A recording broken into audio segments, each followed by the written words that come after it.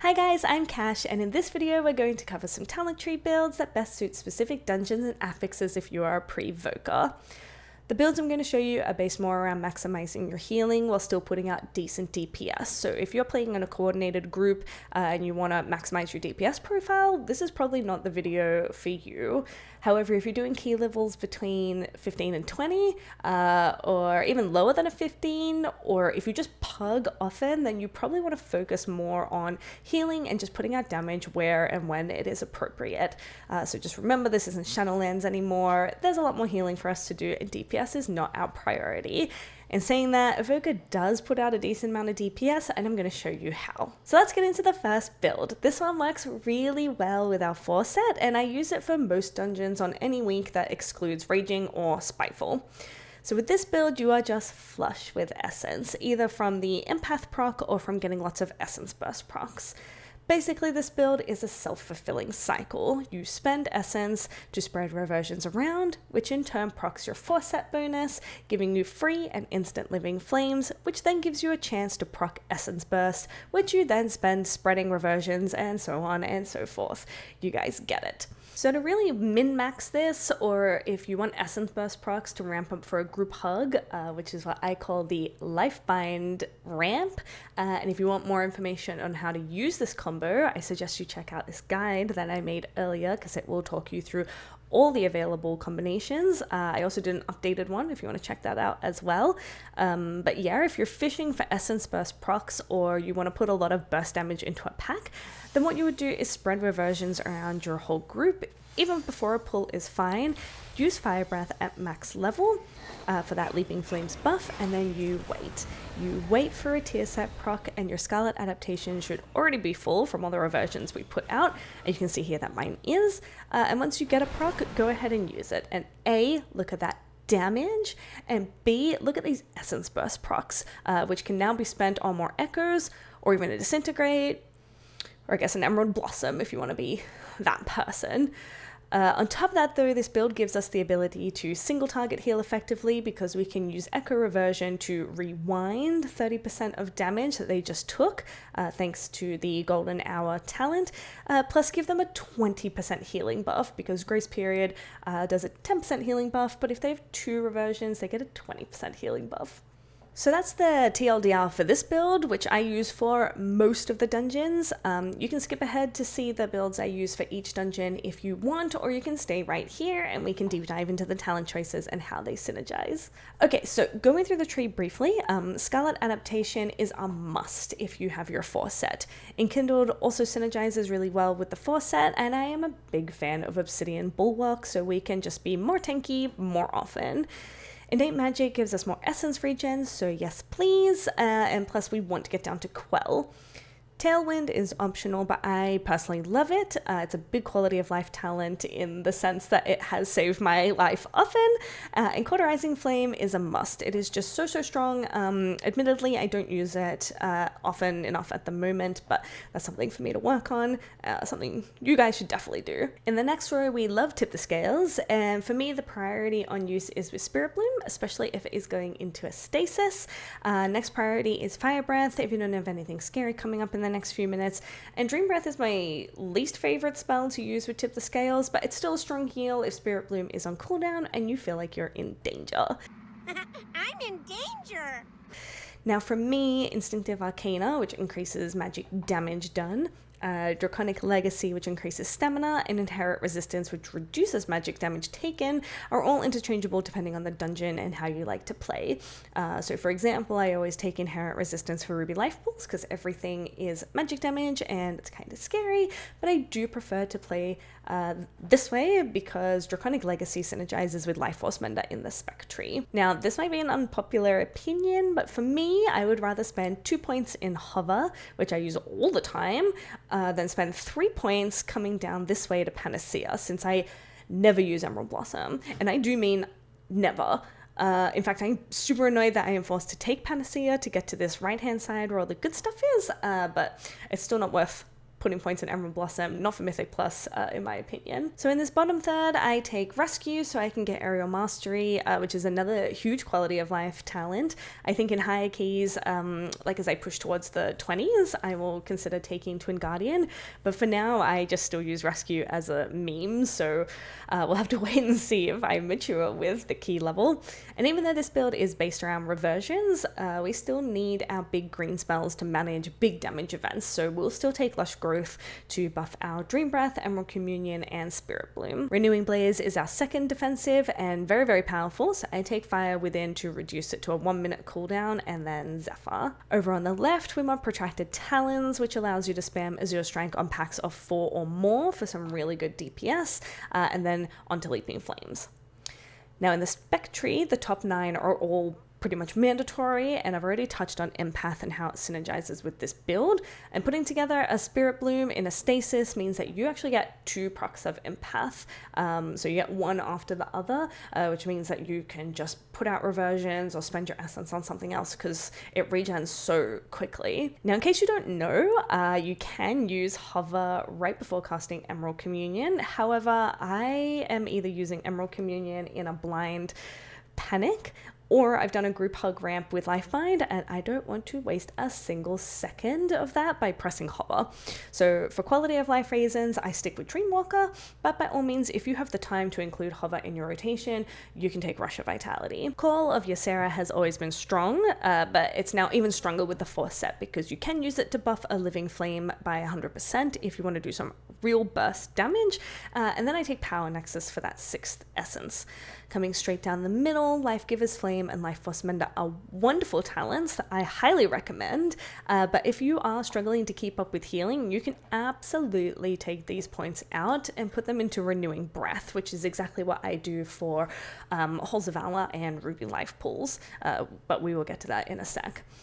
Lifebind to create those group hugs, incredibly strong in Raid, incredibly strong in Mythic Plus, and then Grace Period is a straight up 10% healing buff. So when you're thinking, but Renewing Breath is a 30% buff to Dream Breath, it is good, don't get me wrong, but just remember that that is once every 30 seconds, whereas putting 2 reversions on your tank will mean that they are getting a 20% buff to any and all healing that you do to them.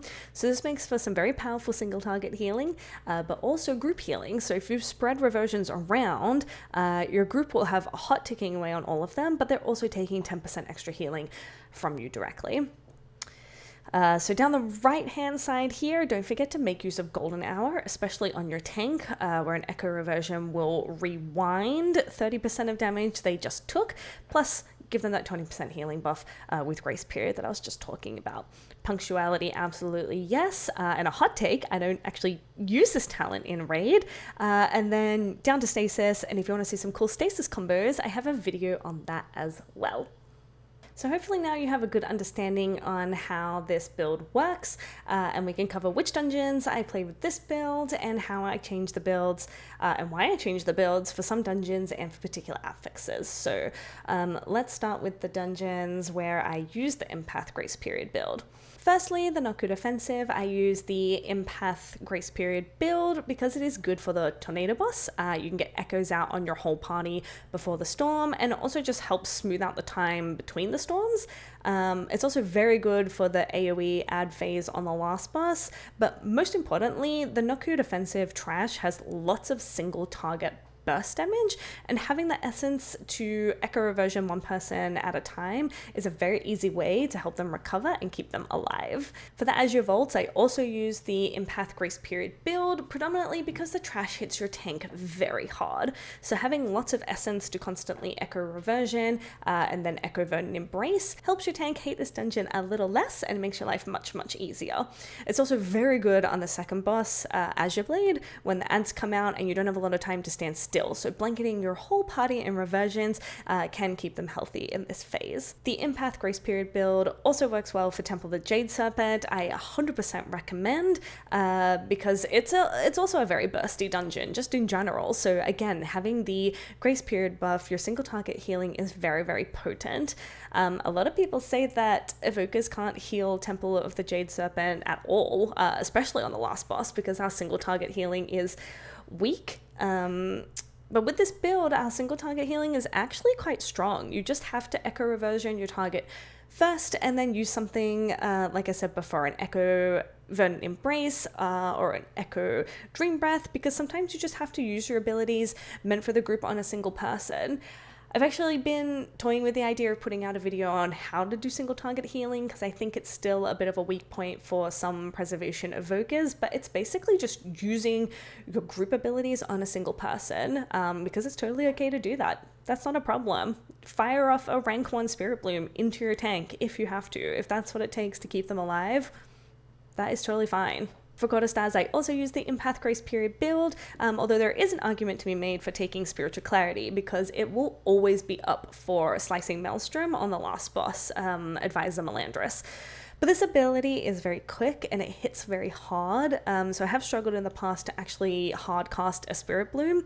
Plus the second boss with all the fire and the imps, that's a rot boss. So for those reasons, I prefer to play the Empath build for the essence regen. It just offers me a little more flexibility.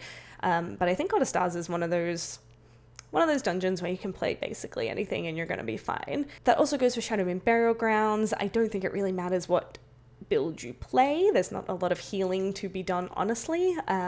If you wanted to put out a bit more DPS, you could do something like this to use your Essence Burst procs on Disintegrate instead, which is how a lot of the top tier players play anyway.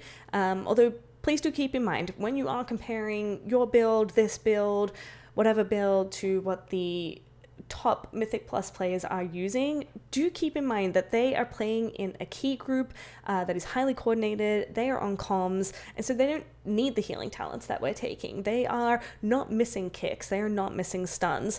So while they're taking damage talents, and lately I've noticed a lot of them, or some of them, are also taking Temporal Anomaly, that's not what I would recommend if you are pugging, or if you're just pushing keys between 15 and 20, or even anything under 15 is totally fine. This build smooths over a lot of problems. We're going to go through the last 2 dungeons, Ruby Life Pools and Halls of Valor, because those ones are a little bit different, but this build just, I don't know, everything just seems a lot easier. I went from doing 15s to like 18s and 19s once I got the hang of this build. So yeah, give it a go. I would absolutely love to hear what you think about it. I would love to hear what you're currently playing and why you think it's not working, or if you do give any of these a go, let me know how you like it, if you see any improvements. And hopefully I've given enough information in this guide that you would know how to do a bit of a rotation, but I will be releasing some gameplay videos as well. So that way you can watch and learn if that's the way you like to do it.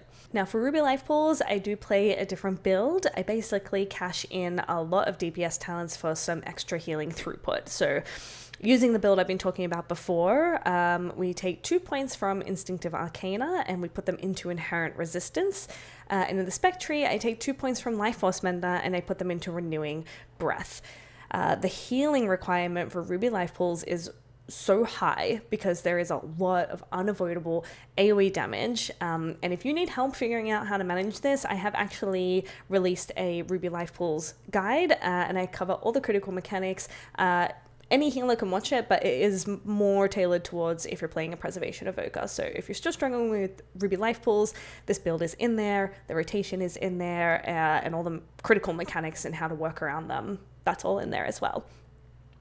But the main talent in the Spec tree that will change your life for Ruby Life Pools is Spiritual Clarity, because by reducing Spirit Bloom to a 20-second cooldown, you can align it perfectly, guys, perfectly, with the Destroyer's Inferno cast and the Interrupting Cloudburst cast on the last boss. So doing it this way has just made Ruby Life Pools easier. I was running this build before the nerfs went out.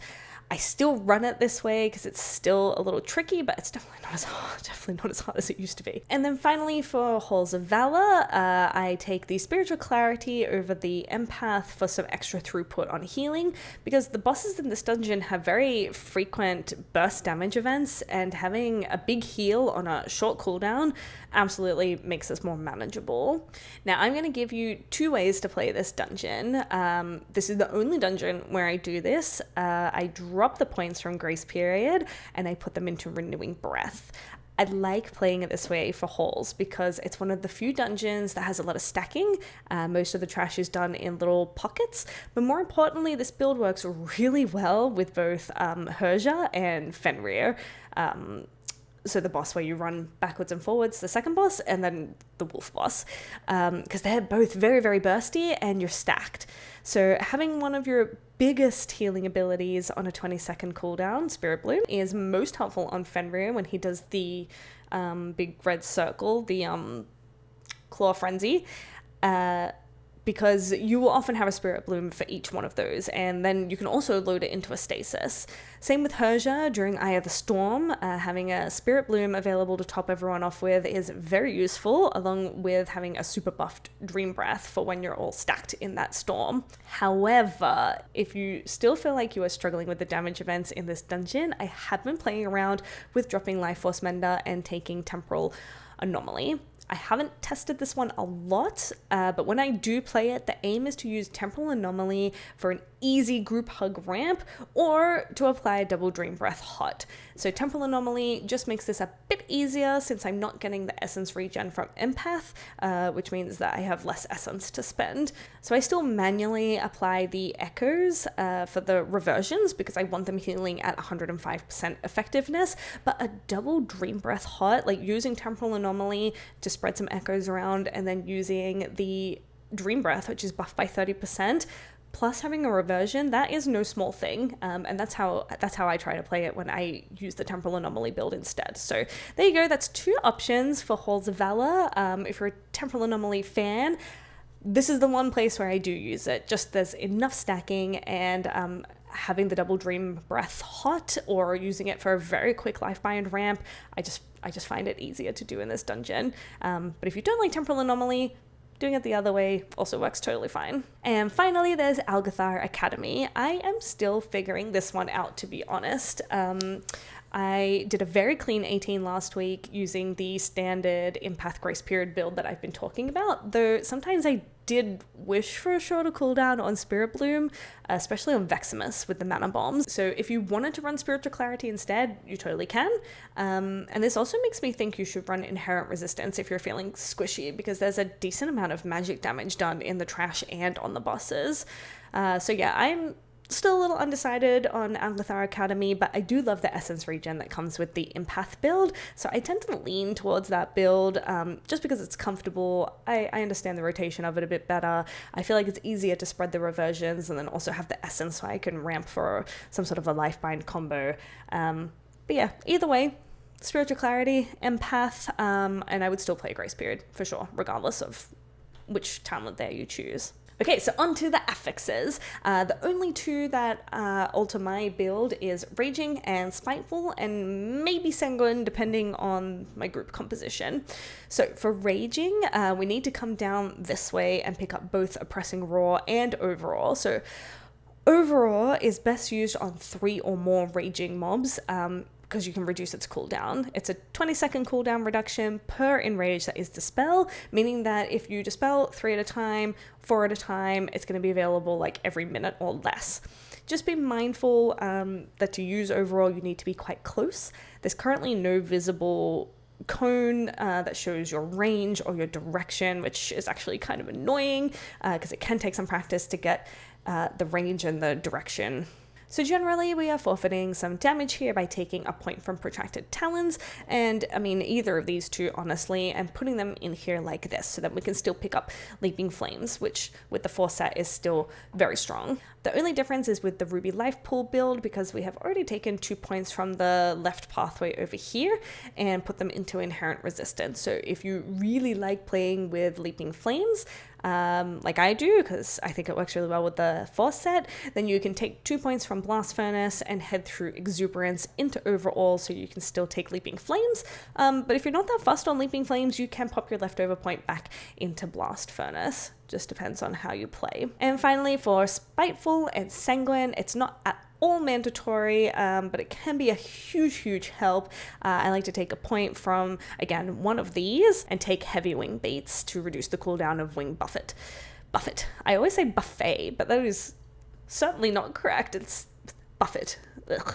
So especially in pugs, I prefer to do it this way instead of rely on someone else to get rid of my Spiteful Shade. And again, you can consider using this for Sanguine. So if a caster gets caught in Sanguine and the group is out of kicks, you could save the day. Just make sure you don't push them towards another Sanguine puddle, so make sure you are positioning yourself correctly. And again, you do need to be quite close.